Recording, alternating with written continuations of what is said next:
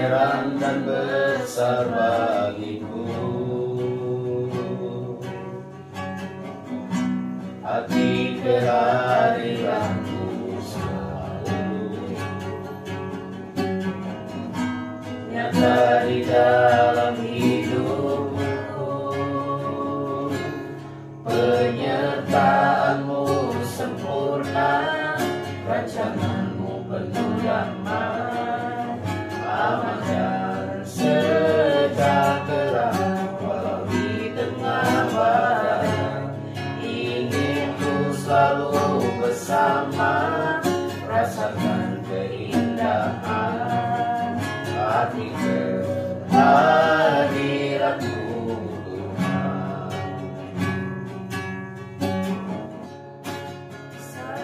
Terlebih besar, Tuhanku terlebih besar. Terlambat janji-Mu ya Tuhan, menolong hidupku. Rasamu terlebih besar, Tuhanku terlebih besar.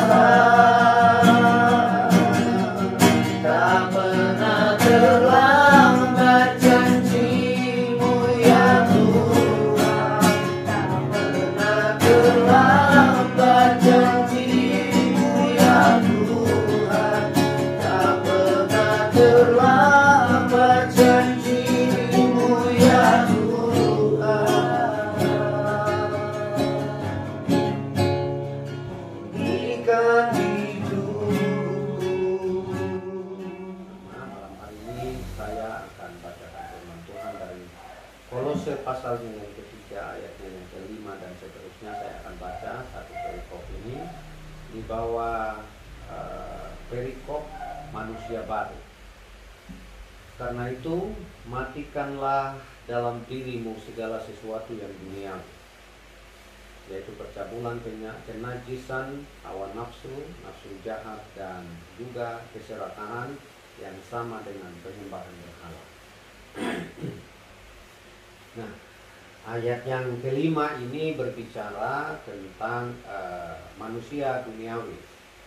Manusia yang duniawi itu digambarkan seperti percabulan, kemudian kenajisan, dan hawa nafsu, nafsu jahat. Jadi kalau berbicara tentang hawa nafsu, dipertegas dengan nafsu jahat, berarti hawa nafsu, nafsu jahat itu adalah sesuatu yang bertentangan dengan apa yang menjadi keinginan Tuhan. Dan juga kata firman Tuhan, keserakahan yang sama dengan penyembahan berhala. Ternyata serakah itu penyembahan berhala. Kenapa malam hari ini Bapak mau menyampaikan ini kepada kita di dalam keluarga ini? Karena ada banyak manusia, banyak orang yang tidak puas dalam hidup ini.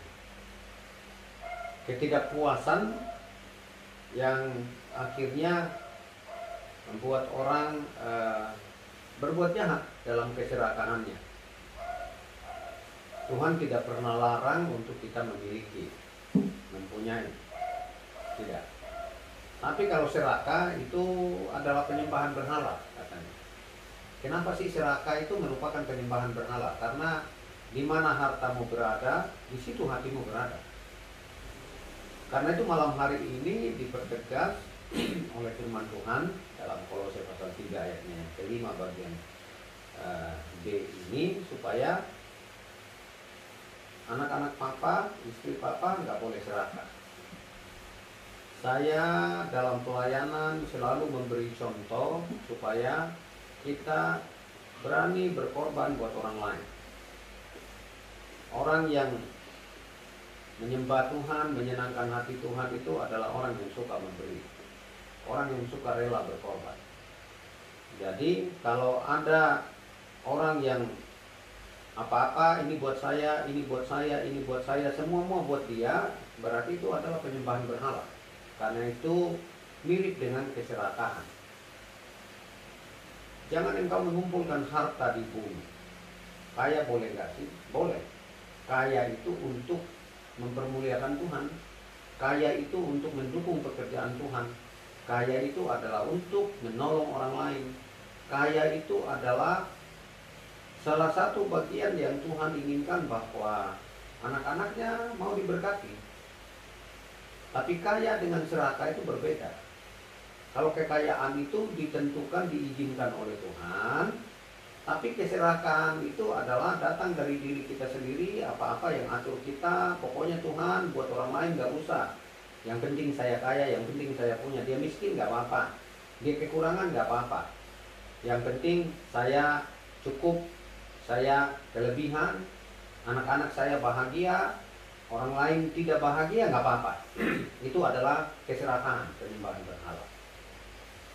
Nah, karena itu dalam konteks ibadah keluarga malam hari ini, mesbah keluarga, maka Papa ingatkan keluarga ini tidak boleh serakah. Kebanggaan Papa adalah ketika Papa dengar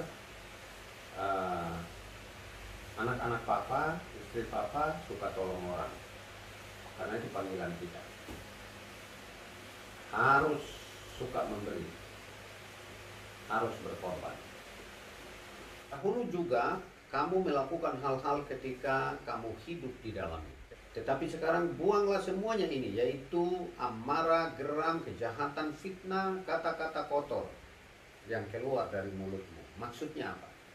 Sebagai orang-orang yang hidup dalam dunia ini yang tidak duniawi, maka perkataan kita itu adalah perkataan yang memberkati. Ucapan kita adalah ucapan yang memberkati. Ucapan kita, perkataan kita adalah perkataan yang membuat orang lain menjadi tenang, menjadi bahagia, menjadi nyaman waktu mendengarnya.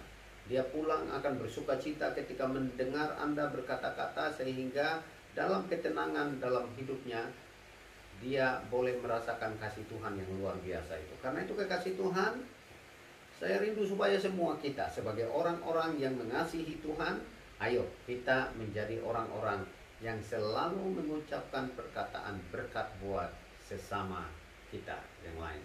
Jangan lagi kamu saling mendustai, karena kamu telah menanggalkan manusia lama serta kelakuannya.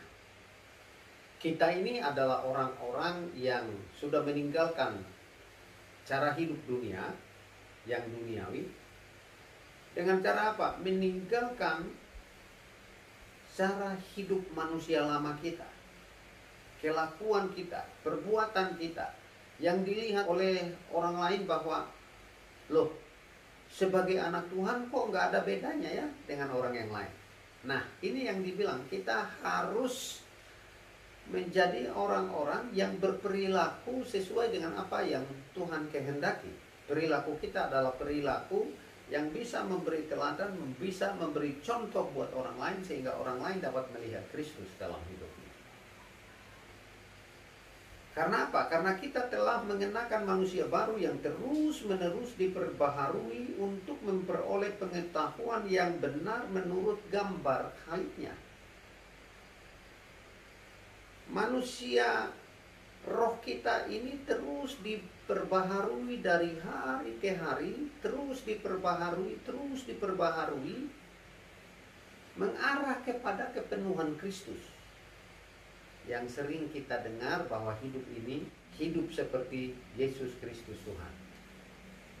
Dan kalau hidup kita ini seperti apa yang Tuhan Yesus mau, maka orang lain dapat belajar, orang lain dapat melihat, orang lain dapat menerima sebuah pengaruh yang dapat mempengaruhi hidupnya untuk juga hidup sama seperti Anda hidup. Dan hidup yang aku hidupi sekarang ini bukan aku lagi, melainkan Kristus di dalam aku, kata Rasul Paulus. Karena itu kekasih Tuhan, kita harus terus-menerus diperbaharui untuk memperoleh pengetahuan yang benar menurut gambar Khalifnya. Jadi pengetahuan yang benar menurut gambar Khalik itu adalah seutuhnya hidup kita ini harus berpadanan dengan apa yang sudah dilakukan, sudah dipraktekkan oleh Yesus Kristus Tuhan ketika Ia ada di dalam dunia ini. Banyak hal yang Dia kerjakan, banyak hal yang Dia lakukan, sehingga kekasih Tuhan, apa yang Dia lakukan itu kita menjadi contoh untuk melakukan, mengerjakannya juga, supaya orang lain dapat diberkati dari apa yang Anda lakukan. Dalam hal ini tidak ada lagi orang Yunani atau orang Yahudi, orang bersunat atau orang tak bersunat, orang barbar atau orang skit, budak atau orang merdeka, tetapi Kristus adalah semua di dalam segala sesuatu. Jadi kita ini yang sudah dipersatukan di dalam Kristus, kita hidup sama, berdampingan satu dengan yang lainnya dengan cara hidup Kristus. Itulah sebabnya di awal tadi saya sudah katakan bahwa hidup kita ini harus berpadanan dengan apa yang dikehendaki oleh Yesus Kristus Tuhan. Karena itu kekasih Tuhan, biarlah kita semua menjadi pribadi-pribadi yang membawa berkat buat sesama, sehingga melalui hidup kita banyak jiwa-jiwa yang akan dimenangkan bagi Kristus Yesus Tuhan, supaya melalui Anda adalah multiplikator yang membawa damai di atas dunia ini, sehingga orang lain dapat membawa sesama kepada Yesus Kristus Tuhan, karena apa yang Anda sudah praktekkan, apa yang Anda sudah hidupi. Nama Tuhan dipermuliakan. Jadilah manusia baru yang terus-menerus diperbaharui. Tuhan Yesus memberkati kita, dan